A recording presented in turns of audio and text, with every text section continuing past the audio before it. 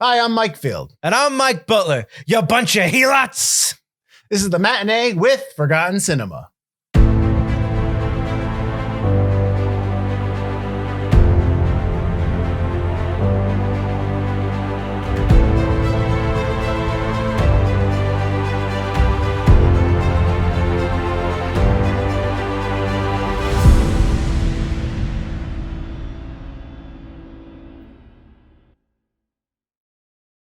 On today's episode, we're talking about Meet John Doe from 1941, starring Gary Cooper and Barbara Stanwyck. For all you Sopranos fans out there, the strong and silent type Gary Cooper. So before we get into kind of our what we think of the movie and why we think you should watch it on Best Classics Ever, Mike, why don't you let everybody know what this movie is about briefly? Absolutely. Briefly. As a parting shot, fired reporter Ann Mitchell prints a fake letter from unemployed John Doe, who threatens suicide in protest of social ills. The paper is forced to rehire Ann and hires John Willoughby to impersonate Doe. Ann and her bosses cynically milk the story for all it's worth until the made-up John Doe philosophy starts a whole political movement. At last, everyone, even Ann, takes her creation seriously. But publisher D.B. Norton has a secret plan. We'd be remiss if we didn't also bring up, this is a Frank Capra film for fans of Mr. Capra out there. Obviously, he is well known because one of the first things that I noticed when we were watching this film was I thought that this movie was extremely relatable to today's time. Like that was my main note. Absolutely. Yeah. This could be like completely remade. That was also, I was writing the remake script as I was watching this film going, yes, we just added a little bit this. So you weren't taking notes for the movie, you were just writing scripts. I was starting to write my own spec script. Awesome. Absolutely. But that should really speak to how timeless this tale is, that we can find a lot of similarities between what they're saying in the story, what they are, the dialogues that they are having between, the upper class and the lower class, middle class and all that stuff with today's time. I mean, I'm not trying to get on a soapbox here, but it's extremely relatable. So I think it's a movie that somebody who is much younger than us could actually watch this film and find something in it that would appeal to them. Absolutely. This movie is it's timeless. Absolutely timeless. Oh, absolutely. It transcends political divides. There's that great scene in it where the Republican Party's like, we got to get him as one of us. And the Democratic Party's like, we got to get him as one of us. It doesn't take sides. It's just about decency, but still about, right and wrong and the political divides and how you can really use anything to your own political whims. But also about being a decent person and that's the movement. That's a big deal. And that's still kind of like this thing that would happen today is being a good person. What? That's a big deal. A couple facts before we get into talking more about the movie itself. This was Capra's first independently produced film. He produced this on his own, and then he sold it to the studio. This got an Academy Award nomination for Best Writing. That was for Robert Riskin. And also, there were 4 different endings to this movie.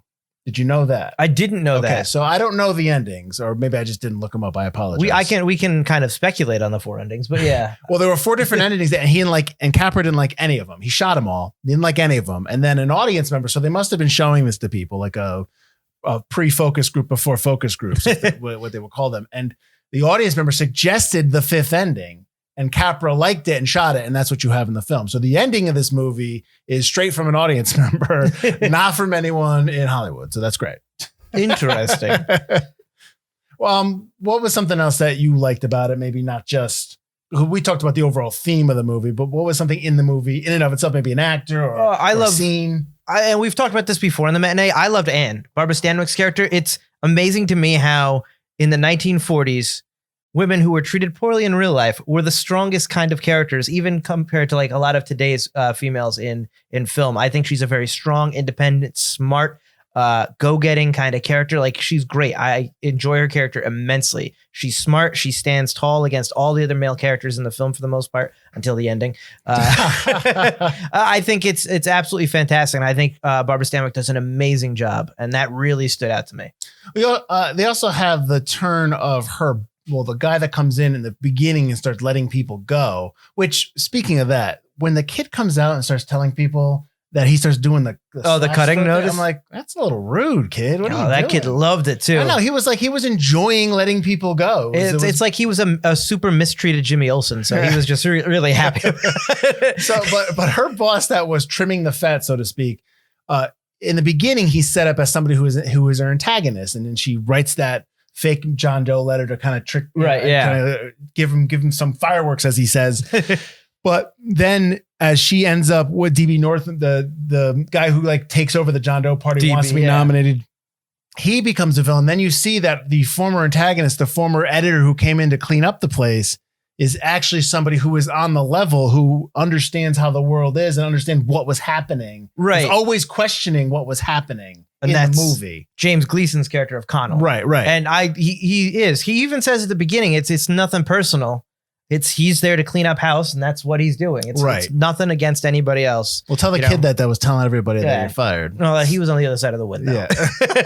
But I love Connell's speech at the end when he's giving it's a semi monologue when he's drinking and he's talking about that he actually likes the John Doe moment. Can you believe that? Someone who's as jaded as me actually super believes in it, but DB Norton's going to use it to do something terrible with it. And it's a great little monologue about how even if someone as jaded as him can believe in something like the John Doe movement. Right. And there's a lot of other performances and other roles in the movie that stand out. A lot of nice lines in the movie that are really funny.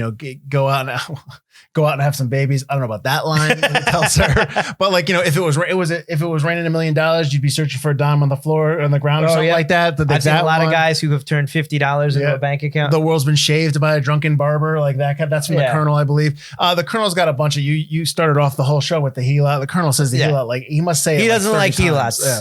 Well, one of the things I wanted to point out, one of the moments was the Reggie Toomey character of Bert. Bert has this line where he's part of the John Doe Club, and they go, and this is when John Doe, or Long John Willoughby is his real name, Gary Cooper's character. He doesn't want to do this anymore. He's just like, I got to get out. This is ridiculous. There's John Doe clubs. This is not real. This is not real. And Bert comes in and tells him a story about his old neighbor Sourpuss. You remember that? And that was like, that had to be like, what do you think that was? 2.5 minutes, 3 minutes? It got to be at least 3 minutes. So he memorized that speech before they shot. He memorized the whole John Doe speech, and he did it in one take. One take, he did that speech. That's very impressive. Exactly. I mean, that is just bravo. I think that speaks to a lot of these older actors as well. Still came from stage. Oh yeah, I think a lot of that shows, and I think a lot of the old film.